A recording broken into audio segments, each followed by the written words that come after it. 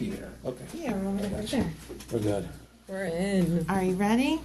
Did you get the bars up? Okay. Ready? Yes. This thing's right.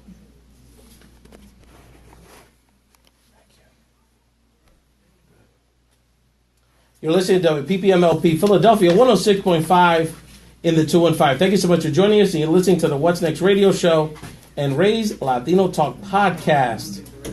The podcast don't stop, never stops. This is the podcast home for the realest conversations and analysis on politics and today's hottest topics from a diverse perspective. This is your host, Ray Collazo, and returning back to co-host today's show, speaker, author, and entrepreneur, Dionelly Reyes. Welcome back. Thank you. It's a pleasure to be back here at WPPMLP 106.5 FM in Philadelphia at your talk show. And I'm going to be discussing gaslighting. Well, she's always very exciting. Dionelly brings a lot to the table. I was actually, people knew you had a great authority as it relates to gaslighting, Dionelly. But you brought so much with the political conversation, so impressed, so dynamic. And it's like a Tigres de Licey lineup here. We got so many powerful Dominicans that come on the show. Much respect to our Quisqueyanos and all of our great co-hosts and collaborators, Yashira, Chrissy. We have so many strong people that are part of this family. You first heard Dionelly a few weeks ago discussing her book, Delayed But Not Denied 3, Real People Sharing Stories About Healing and Growth. Dionelly gave us a master's class on how gaslighting impacts our personal relationships and politics, and Dionelly was a smash hit, so we had to have her back. Later in the show, we will decode AOC's latest appearance at the National Action Network. Go broke, stacking more 20s. Man, these Democrats are thinning out my wallet, let me tell you. In the debut of our Gaslighting Okay segment, Dionelly will analyze if Attorney General Bill Barr is gaslighting America. Very interesting. I just want to go over real quick just the definition of gaslighting, and it's an insidious form of persistent manipulation and brainwashing that causes the victim to doubt her or himself and ultimately lose her or his own sense of perception, identity, and self-worth to the point where he or she must rely on the gaslighter for a sense of reality. So gaslighting can occur in personal relationships, at the workplace, or over an entire society through politics. Yes, gaslight. Yes. So we haven't had a chance to talk to the Ray Talk Show family about the fallout of Latina political figure Lucy Flores' announcement that former Vice President Joe Biden invaded her personal space at a campaign event in 2014. It is important, and for people that want to hear sort of my, I did do a monologue on the audio version of Ray's Latino Talk podcast, audio only, that I had featuring Planetary from Outer Space, talking about the legacy of Nipsey Hussle, much respect to Nipsey, and talking about some other political headlines. So I did, but I thought it was important for us to have a conversation entre la familia, especially our women voices, to have this conversation because it has a lot of implications around politics, but even, I think more importantly, how people understand and respect each other's space. So, Dionelly, let me start by asking you, what is your take as a Latina that's advocating for the rights of women and for people to and for healthy relationships ultimately?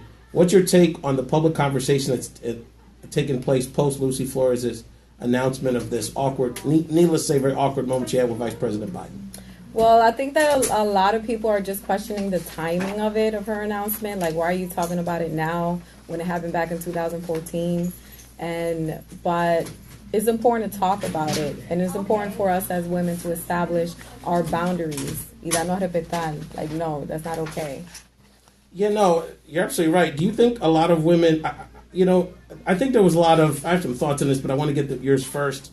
There was a lot of miscommunication and a lot of different cultures clashing here. I think there's a generational conversation that just brought out, regardless of anything, just, you're talking about a very elderly baby boomer as compared to a millennial woman. You're talking about culturally, sort of like a powerful Irish American man that, basically has a different way of holding himself accountable than certainly people of my generation, our generation, and there's a cultural element as a Latina who's trying to make her space in the world oftentimes. I mean, there's a woman who ran for lieutenant governor once. I mean, this is someone that has been in the Nevada State Assembly, has run for Congress, is a nationally known political figure.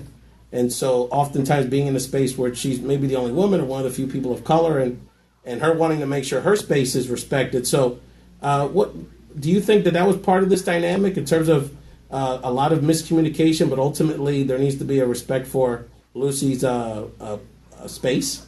Absolutely. And then something that she mentioned was that is the dynamic, the power dynamic. How she felt that he was way more powerful and she was almost powerless compared to him, and she didn't feel empowered to actually speak up and say, you know, I'm not comfortable with this. And she also didn't expect it because she says we didn't have that kind of relationship.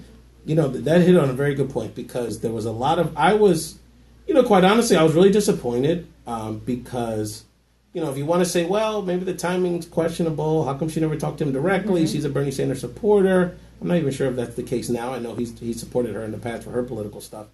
But, you know, I was very disappointed because I feel there was a double standard happening throughout this conversation. And I think this is the bottom line. We're talking about culture, right? Mm-hmm. Dominicana, Boricua. We have, you know, there's no group warmer and more affectionate than the Caribbean Latino community. We, you know, kiss on the cheek, as you say hello, I have hug, abrazos, warm, touchy-feely people.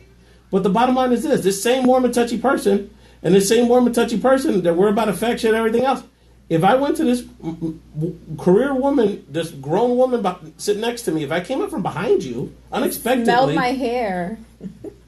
You know, I wanted to touch on that part, because it was very telling that Lucy brought that up specifically, because... You know, that to me is a very smelling someone's hair, a partner, whatever. That's a very intimate moment. Yeah. You know, to me, Latinas especially, like, the hair is always smelling good. It coordinates with the perfume. It's colorful. You know, it's ready to roll.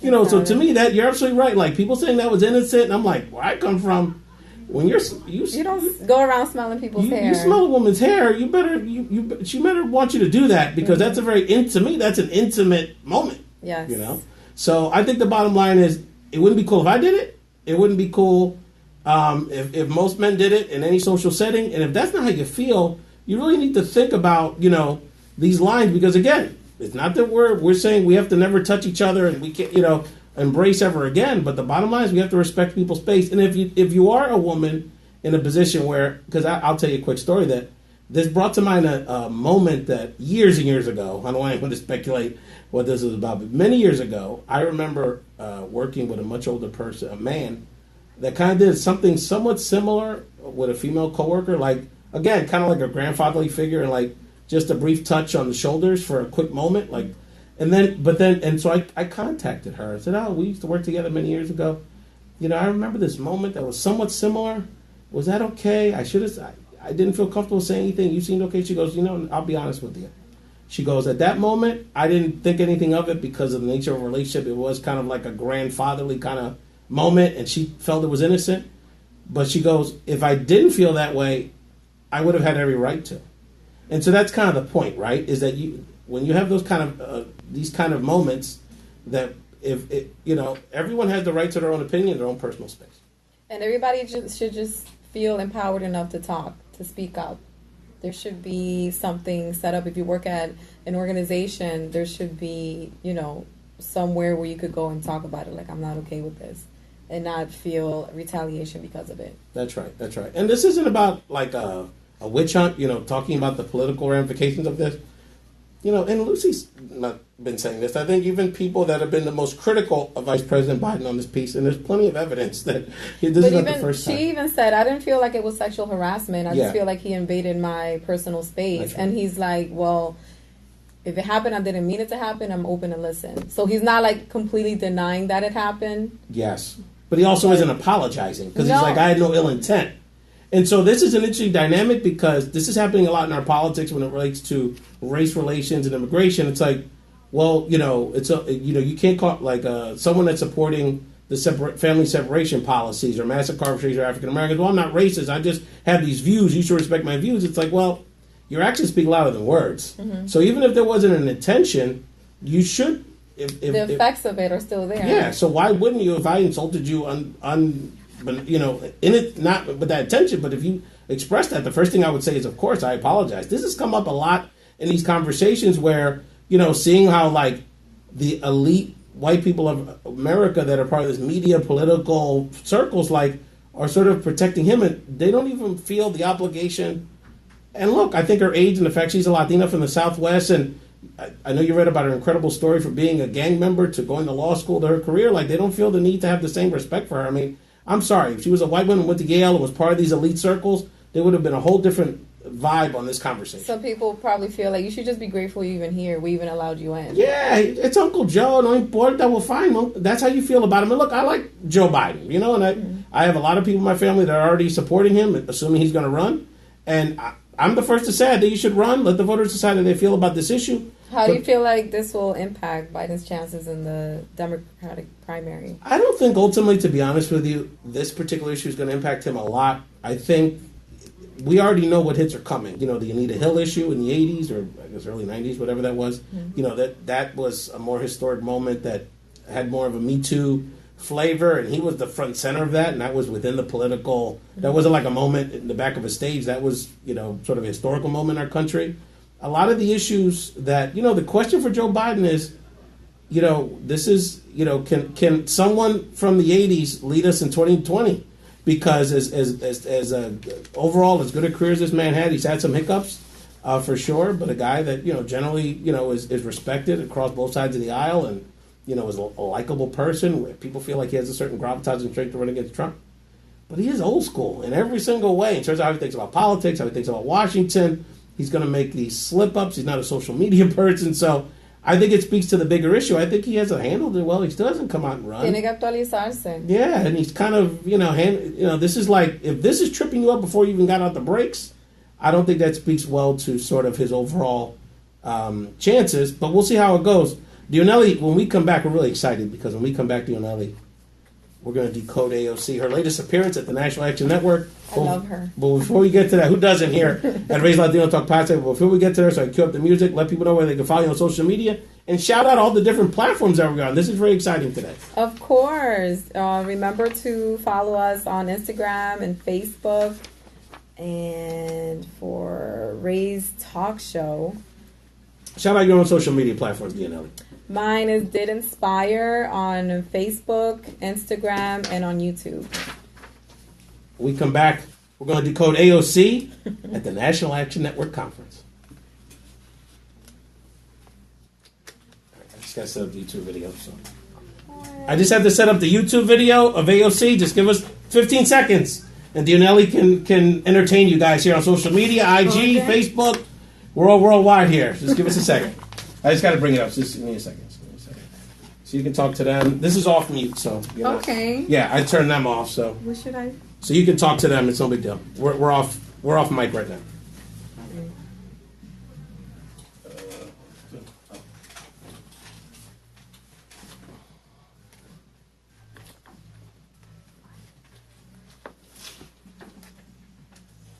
Where are you guys watching us from? What city are you in? Yeah, let people know. Let people know. Remember to subscribe. Well, remember to like and comment and share if you're watching this. Cool. Hi. I loved her speech. I loved it. This chair and this mic. Who's out there? You know, who's out there? Chrissy's out there. Who else is out there? See if we can read some names there. I can't see that one.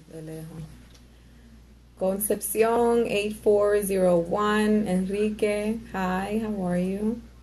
What city are you watching us from? Where are you located? Hi. Hi, Luz Colon. How are you? Hey, Luz. I just talked to her earlier. Where are you watching us from? Guardian. You can see that. Guardian. Where's the Guardian?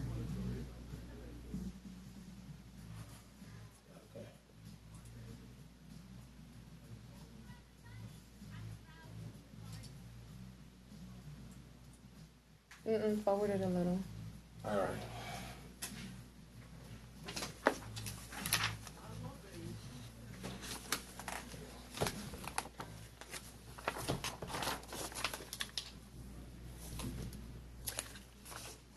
You're listening to the What's Next radio show on WPPM LP 106.5 FM in Philadelphia and Raise Latino Talk podcast.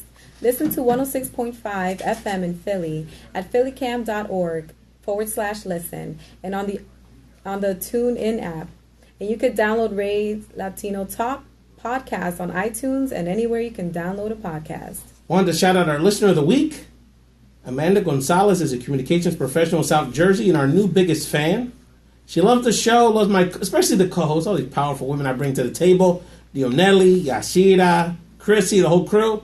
But she says the only criticism she has is I talk too much during the intros. So let's move on very quickly to the next segment. Okay, Ja. Okay, Ray. It's time for the hottest segment of the show, Decoding AOC, where we analyze her speeches so you all can understand all the brilliant Latina millennial fabulousness. Oh, yes. So let's get to it. We'll play snippets of AOC's latest appearance at the National Action Network Conference, a convening of African-American leaders. This is Al Sharpton's organization. Are you ready, Dionelli? Absolutely. All right, let's check out this first clip, and then I'll get Dionelli's reaction.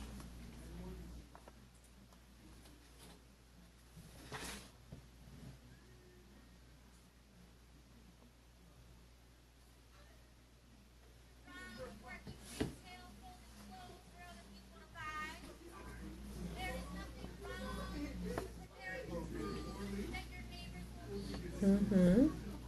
Go on, girl.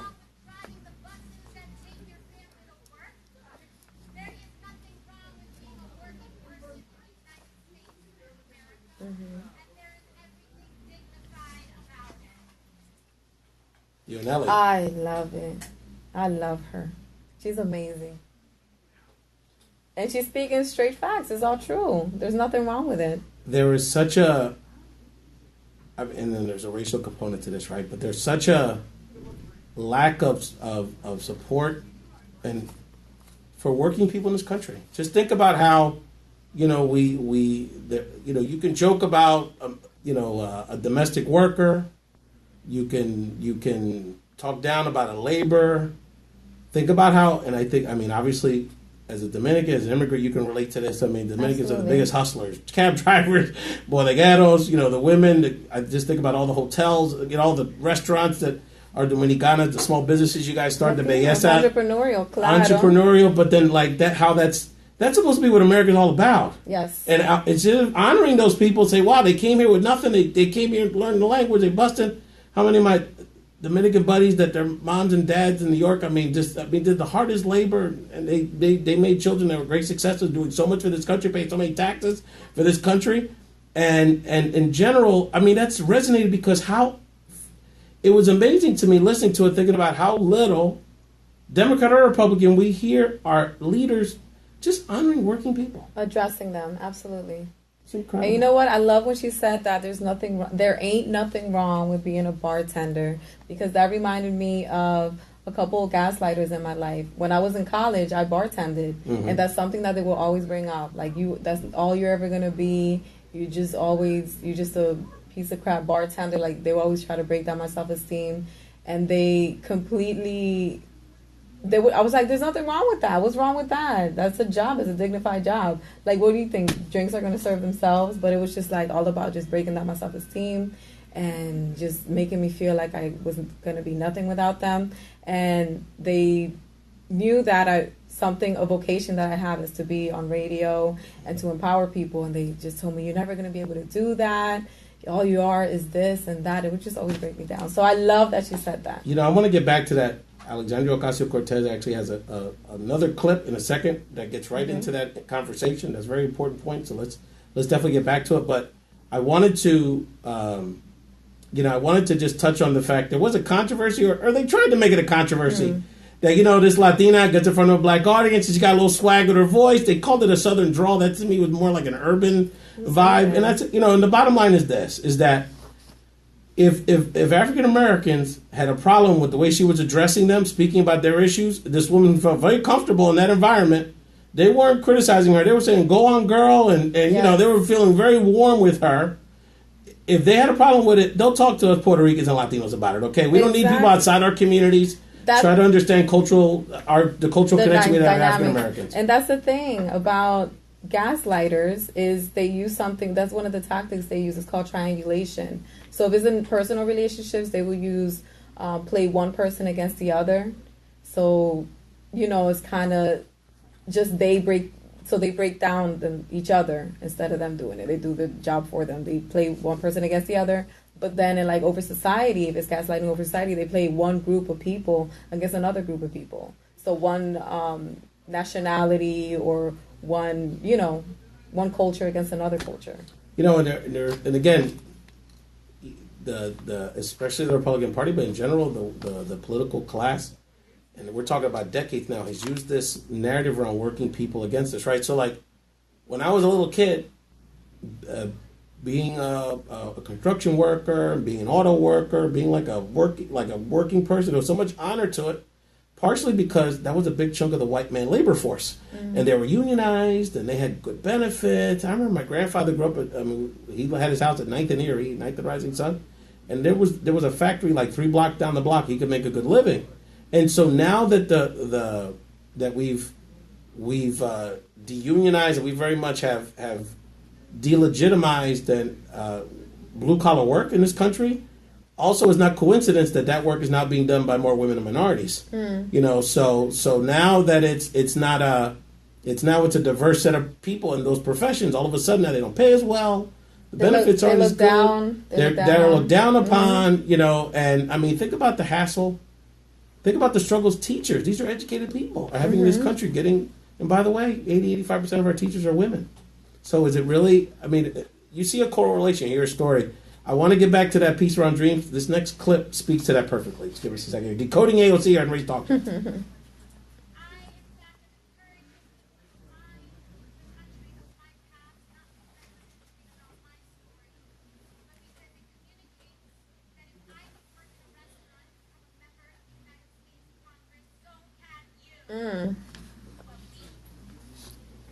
Dionelli, you and Alexandra are on the same page? Exactly. It doesn't matter, and even it doesn't matter where you were. It's about where you're going, where you are, and where you're going. Mm-hmm. And you learn so much when you're doing these kinds of jobs, serving other people, being on time, speaking to people. People skills is absolutely important. Bartenders are psychologists half the time. Yes.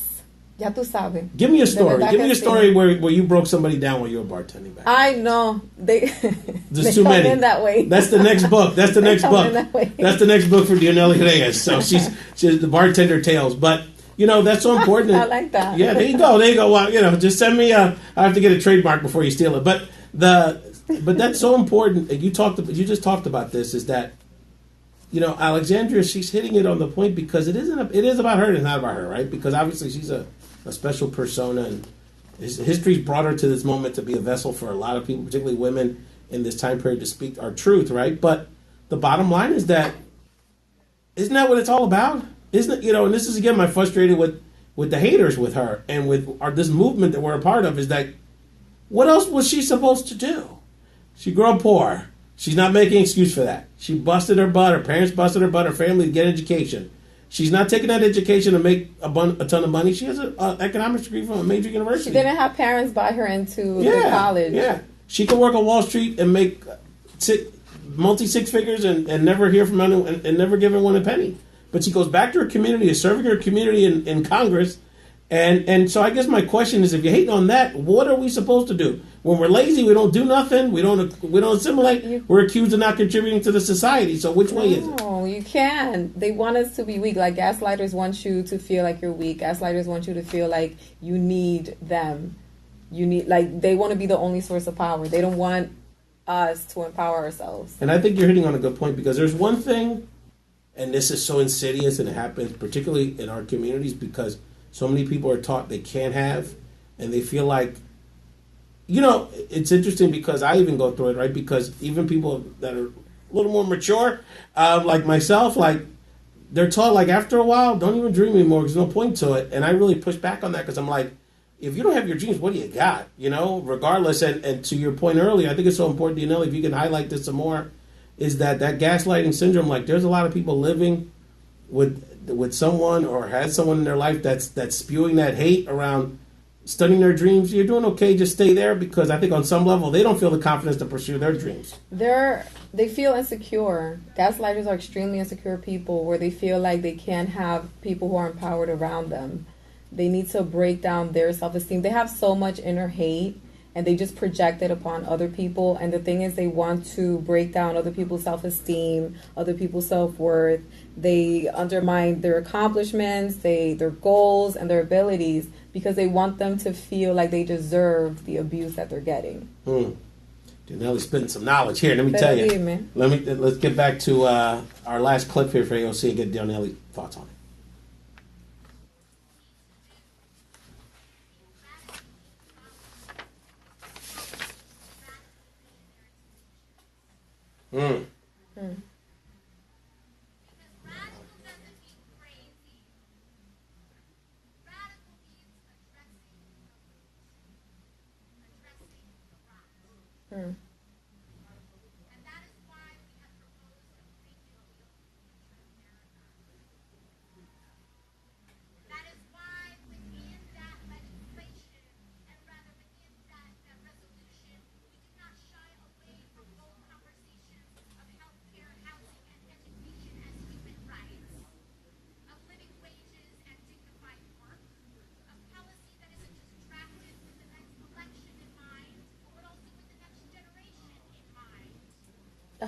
Dionelly. Yes.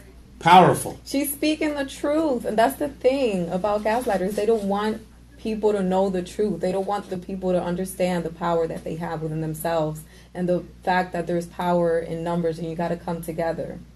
The enemy, we're not the enemy. We got to come together.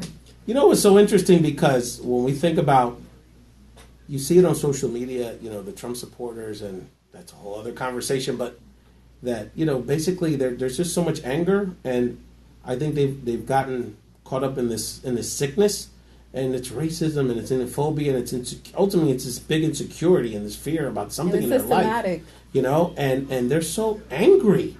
And I look at this video, and this woman is vilified, this woman gets threatened, and again, I have some contacts in her larger circle. I mean, the corazón, we're worried about this woman. This woman has to be protected. I mean, she gets threats all the time, many of which you never even hear about. Mm-hmm. And so I think about, after all of that hate, all this, the pile on, look how optimistic she is. Mm-hmm. Look how happy she is. She's a Latina speaking in front of a group of African Americans, older people. You would think, they should feel beat down. But it's actually the opposite. The people in that room, there's a happiness there because it is about inclusivity. She said something on Twitter the other day, which was, and I kind of say this in other ways, in other moods, that she goes, even though y'all hate me, I'm still going to fight for your health care. The other side, these other people. And that's absolutely right. Because, what we're not talking about health care just for the sick people that are our friends. Mm. That coal miner in West Virginia, that person that blames minorities and blames somebody else for their problems and follows this guy just because on some way he feels like he represents him, like, we don't want those people screwed over either. So there's a certain happiness to it. And the other thing I wanted to say really quickly on this is that the other thing which she spoke about politically, which is so critical, is that we have to deal with the root of our problems. Mm-hmm. Oftentimes, especially when it deals with issues of people of color, our government is very deal with it on the back end. So we have a drug issue, instead of trying to deal with the root of it and approach why we have such an addiction to drugs in this country, opioids or drug. We just have this. Why is this country so over medicated, right? Instead of dealing with that, we deal with okay. Let's lock them up. Let's close the border. Let's punish people. It's called the opioid epidemic because it affects Caucasians. But back in the 80s and 90s, when crack was affecting the Latino and Black community, what did they do? They just put us in jail. That's right. Interesting how the framework changes when other people are impacted. AOC, keep doing your thing. And something that I love about AOC, how you said that she's still being positive and uplifting, even though there's so much hate coming at her. She's living out the quote by Martin Luther King Jr., darkness cannot drive out darkness, only light can do that, and hate cannot drive out hate, only love could do that. So it doesn't matter how much hate you're getting, it doesn't matter, you still got to project that love that you have inside you, and don't let people damage you. You got to rise above it. Absolutely right. The beautiful thing about AOC is that she is a vessel for talented millennial Latinas and other people that have not been heard in our country, like Dionelly Reyes. Mm-hmm. Join here with my co-host today, Dionelly Reyes, on Race Talk Show. We'll be right back. Ella tiene mucho coraje, me encanta. Then this is the Stacking 20s thing, right? Tú no sabes que yo tengo un 20. Pero I don't know what happened to it. Don't worry about it. When you see it. No. Like, Oh, for the I don't know what aesthetics. happened to it. Que está partido. Yeah. So, how y'all doing out there? Hey. Jorge Adame, my man. Jorge, tell Dionellis how we do in Vegas, brother. Tell her how we do. Vegas. Oh, you do? Well, Jorge, that's the person to know out there. So, Wepa. all our people on Facebook, you're a little further, but y'all, But you're I still right love there. you. You're right there. IG is where it's at here. So, Yes. Jorge is an IG kind of guy. Who else is on there? You worked hard, earned her status. Yes. That's right. That's right. I love that feedback, brother. Exactly. You're doing the. You're listening to WPPM LP 106.5 FM in Philadelphia. And you are listening to the What's Next radio show and Raise Latino Talk podcast. Excited to share that the Love Shouldn't Hurt campaign to support domestic violence survivors are debuting their Break the Silence short film on Sunday, April 28th at 3 p.m. at Aspida Education Campus, located at 6301 North 2nd Street in Philadelphia. Support Love Shouldn't Hurt and listen to the story of the 3 amazing women featured in this powerful video testimonial.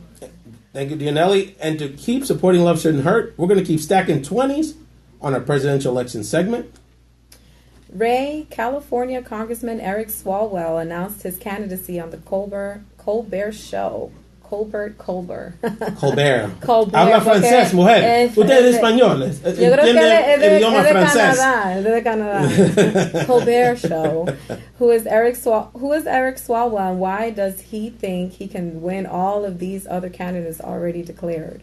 You know, if he had Eric Swalwell was a good guy. Eric Swalwell was a congressman in California. He's gotten a lot of attention in sort of the progressive circles because he's one of the he's on these judiciary committees. He's a former lawyer, so he speaks a lot about the Russian investigations, and he's really good in media talking about Trump and some of these media things. He also is, I think he's making a policy argument because his big issue is going to be gun control, and I know you have an interest in that. And also he's got a political argument because he's from California, so obviously California is going to be a big primary state. We've talked about that. People don't realize California is going to make a huge difference in this primary election because of the way they changed the calendar. You heard it here first, by the way. And everyone, all the people on mainstream media are going to say this in a year. You heard it here now. But also, he's from Iowa originally. So he's the only one that can say with the people in Iowa, yo soy de aquí. And with California people, I'm here too. So that's his campaign. And I think it also is a sign that people think in the Democratic circles that Biden is weak because they're kind of attracting that same vibe. You know, that middle America white guy, but he's progressive enough to attract people of color, younger people. So, good guy. I wish he was running for Senate in Iowa. We could use him doing that, but he's got a shot like everybody else. So his big issue is gun control. Do you think that gives him an advantage, especially with young voters? You know, I think it does. I think Eric, you know, he's a good candidate. You know, I think I think it's really important that somebody is bringing that issue to the table because, you know, oftentimes we talk a good game, but then when it comes down to it, elected officials put the youth issues to the side because they figure out they're not going to vote like the older people, and they kind of focus on issues for another generation. So I'm glad it's being brought up in the debates. And then the Democratic primary, we need to get these people on the record, like, what are you really going to do? What are you really going to push? And how are you going to prioritize gun control? And how are you going to deal with these Republicans? Because they're so in the pocket of the gun lobby. It's ridiculous. So I'm glad he's bringing it up. It's hard to win as a one-issue candidate, but I'm glad he's going to bring that to the table. And so, you know, I wanted to ask you, Dionelli, we haven't talked much about your thoughts about the primary so far. So what's your initial thoughts? What do you want to hear the candidates talk more about? The debate starting in a few months. The first one's in Miami, by the way. I hope I can get a ticket. Fabulous. That will be nice in June. I know I have a few friends there for sure. But what do you want to hear at that first debate? What do you want to hear these candidates talking about? I want to talk more about immigration, women's rights, such as like equal pay for equal work, reparations, and empower inner city community. You know, the reparations is going to be a really interesting conversation because I heard one guy talk about it. Well, Booker's actually, a few have talked about it. Booker has put a bill in the Senate, which is sort of interesting timing, right? Political.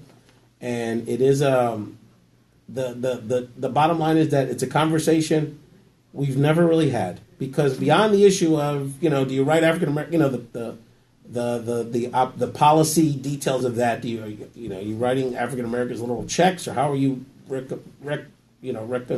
reimbursing or, you know, taking care of people to acknowledge that issue. But we've never really have had we've talked about race, but we've never had a really, how would you say, a a come to Jesus moment as a country to really talk about how race impacted our societies. You know, South Africa had that many years ago, and you know, kind of breaking down. Okay, clean slate, but we gotta work these wounds. So it's the most important thing with that conversation is that we have to acknowledge there have to be times, there has to be some policies that directly impact the black community. You know, Obama bent backwards not to be too black.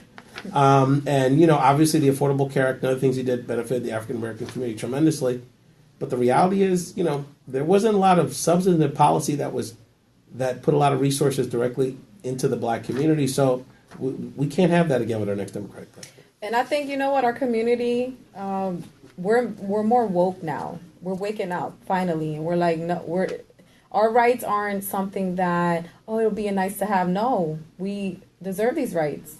As human beings, we deserve these rights, especially after when Nipsey Hussle passed away. That's right. Like that created a huge impact in the community. That's right.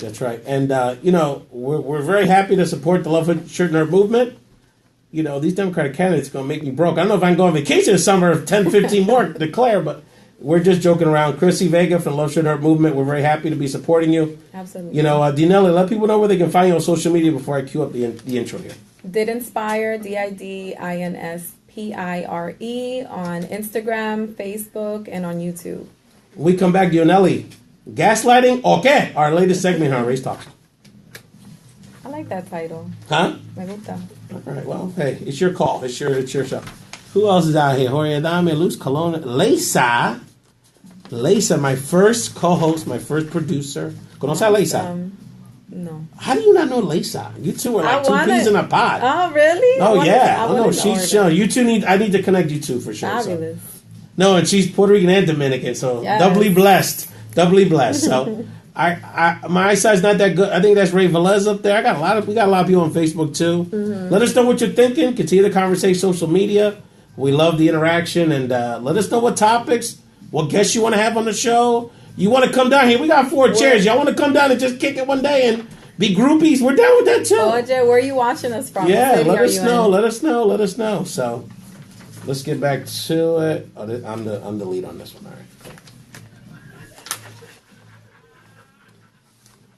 You're listening to WPPM LP Philadelphia 106.5 FM in Philadelphia, Philly Camp, #PeoplePoweredMedia. On the last segment of the show, we are debuting Dionelli Says Gaslighting Okay segment, where she breaks down if we are getting gaslighted or what. This week, I'll play some sound from Attorney General Bill Barr's testimony on Capitol Hill this week, and Dionelli will let us know what's going on. As I cue this up, why don't you share with the people, again, what is gaslighting, Dionelli, and what would you like people to learn from this segment, this regular segment of the show? And do you like the name of the segment? I do like the name of the segment. Okay, well, feel free to change it. That was just my initial attempt. But let people know a little bit about gaslighting as I cue up the audio for you. So, the term gaslighting originates from the 1938 Patrick Hamilton play Gaslight in its 1940 and 1944 film adaptations, where the husband gradually made his wife believe she is insane so he could steal from her. He isolated her from everyone and began to manipulate the lighting in their home. So, and then when the wife would ask him if he noticed a difference in the lighting, he would deny it and tell her she was imagining it.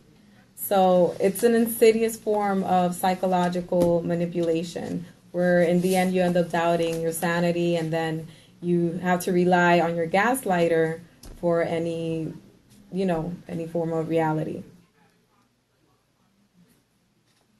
And Dionelli, where do you see this? Where is this commonly seen in personal relationships?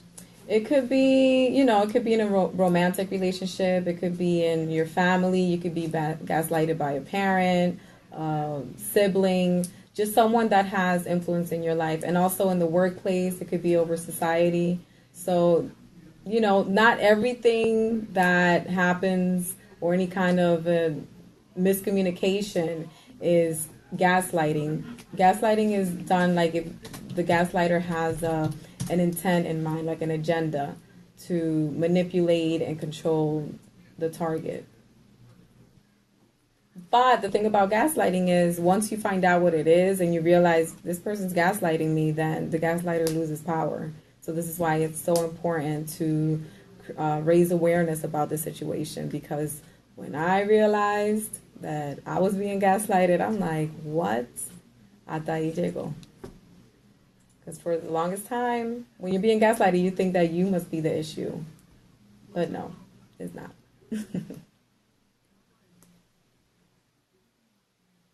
Is that the clip? Yeah. That's...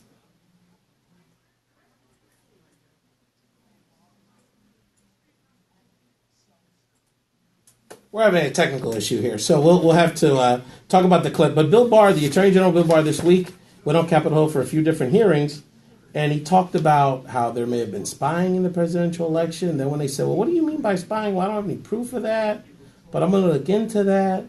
This kind of double talk, Dionelli, is this what would you characterize as gaslighting, double talk? What is it? Well, the thing about gaslighters is that they have something called in the narcissistic abuse survivor community is something called flying monkeys. So the terminology flying monkeys comes from the Wizard of Oz, where the Wicked Witch sends the flying monkeys to torment her targets. So the flying monkeys, they do the dirty work for the gaslighter. So they're like ride or die for this person. So and there's two types of flying monkeys. There's the one that's naive, that they don't realize, no, that doesn't really happen. Not really. Oh, they're a nice person. But then there's another one that's toxic, just like the gaslighter, and they probably want something from the gaslighter. Maybe they want to secure a job, or they want money, or, different things. But they seem and they act a little bit, they act like the gaslighter, where you ask them a question and they don't give you a direct answer. And they're just like, they have like a circular conversation where you don't really get anywhere with them.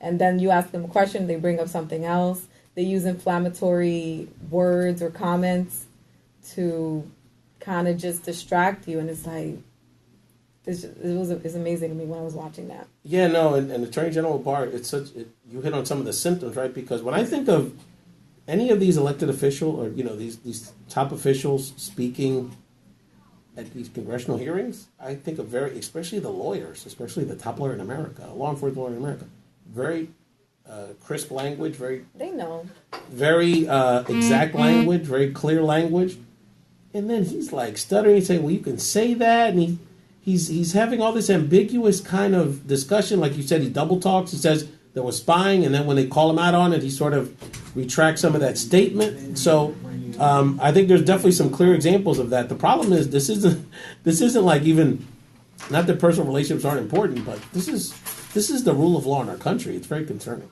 Absolutely. And the fact that he used that terminology, spying, is such an inflammatory word. And then he took a few steps back, and when they asked him, well, is there proof of it? Oh, well, there's no actual proof, but what I kind of meant was that it was maybe unauthorized surveillance. It's like, but you already said spying. So Now the people who are part of that, or that circle, now they're going to be saying spying. Yeah, it's like Trump got his headline. It's interesting because Bill Barr is someone that, and certainly I'm not down with him in the political sense, but this is someone that had a celebrated career. He was the former Attorney General back in the days.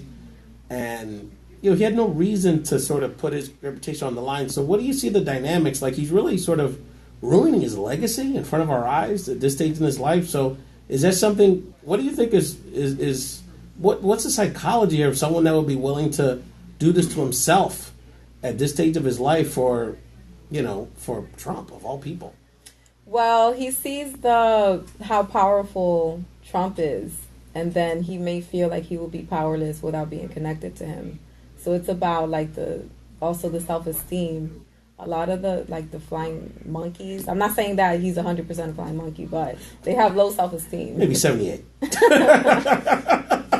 So they feel like they need that source of power and that connection. He's maybe afraid of what he would lose if he was to go against them. Do you think he's trying to, because he has a report he's got to eventually let out, and he's delaying. And then Easter's coming, yeah. So a lot of them will be off, so he's buying himself time. But in the end, the thing about it, in the end, the truth always comes out. That's right. So I'm hoping that once that report comes out, somebody gets their hands to the unredacted version and can leak it for us. And I'm just wondering, what do you see that in the work you're doing, counseling people on gaslighting, this delay tactic? Because that's what Trump does, right? he delays. I don't give out my taxes. I delay. I listen to what would you say, subpoenas about information. They delay. Bars delaying. Yes. Is that a common occurrence that you see these dynamics? Absolutely. They delay and deny, lie, and it's just all about just they don't want the truth to come out. So any tactic that they could use to not allow the truth to come out, they'll use it and think nothing of it. So it's gaslighting, and he's a monkey. Barr is a monkey. I'm not saying that. He's a flying not monkey. 100%, but there's hints of being like he's a flying monkey. monkey-ish. he's a. There's hints of it. He's There's a hints jumping of it. monkey. Anyway, when I was watching that, I'm like, wow. Wow, no question about it. Dionelli said, well, we're wrapping up this episode of Race Talk Show, and again, we really appreciate you coming back as a co-host. People, I'm really curious to see the comments. People really enjoy your presence on the show. You got a lot going on. Let people know about the book, and also, this is not the only radio program you're making appearances on. You're growing quite a platform here in the radio industry. And I appreciate that. I'm telling you, it's like the vocation. Like I read the book called Mastery by Robert Greene, and it's like sometimes your purpose in life is not something that you run after. It's something that gravitates to you, and this is something that gravitates, and I appreciate it so much. So yes, the book is called Delayed But Not Denied 3, and you could see or get the link for it on my social media, Did Inspire, Facebook, Instagram, and YouTube. And I'm also on La Chilcha Radio TV show as well. So again, you could see that on my social media. Yeah, just follow Dionelli Reyes. You'll definitely catch her. That's on Friday nights, right? That show. Sí, La Chilcha so you got Radio like TV show. back to back here. When you're getting ready to go out, you could turn that on. Yes, so it's more like about what's going on and the entertainment. Is in Spanish. It's in Espanol. Wonderful. Yeah, no, it's definitely a good, like, when you get ready to go to the club, kind of have it in the background, listen to your vibe, listen to the music. It's got a good vibe to it, no question about it. The other thing I wanted to mention to you, and for those that are new to the experience or watch us more on the video platforms like Facebook Live and IG Live, but don't listen too much to the podcast, or listening to us on WPPM Radio, 106.5 FM. We actually had a podcast audio version episode earlier in the week where my brother, who's also a pretty well-known hip-hop artist himself, Planetary from Outer Space and Army of the Pharaoh's crew. If you're down with Jedi Mind Tricks, you probably heard my brother rhyme over the years. So he gave us his breakdown on the legacy of Nipsey Hussle. Much respect. I did notice that you were very touched by his loss as well. Absolutely, because he was so powerful and he was so empowering to the community. And he was all about, like the rising of the phoenix. You know what I mean? It was about being resilient. It doesn't matter where you were, it's about where you're going. So rest in peace, Nipsey Hussle. If you want to hear more about that, listen to the about Nipsey's legacy, listen to the episode that we released earlier this week. And again, thank you so much for listening to the What's Next radio show here at WPPM People Power Media. Respect to our executive director, as we used to say down the way, hanging in the cut, Vanessa Maria Graber. Much respect to you. Thank you so much. Without you, we wouldn't be here. And I'd be doing this show as a podcast very quietly in my basement, so my kids wouldn't fall asleep. So thank you for letting me be loud like I am. Thank you, Dionelli, for joining us. Thank you for having me. I appreciate it. No, though the streets are asking for it. We definitely want to continue to support you. I mean, people are making moves. Delilah D's now, I mean, is on the radio now. I mean, people come here and they blow up. It's incredible. So thank you so much for joining us, family, on social media, and have a wonderful night. Yay. Good job. All right. Sorry about that glitch. Anyway, yeah. So next time, these come off. Oh, cool. So that good you to can know. have a little bit of a clear. Did not know that, my friend. That's good to know. Thank you. Hey, a little bit. We learn a little bit more every time, right?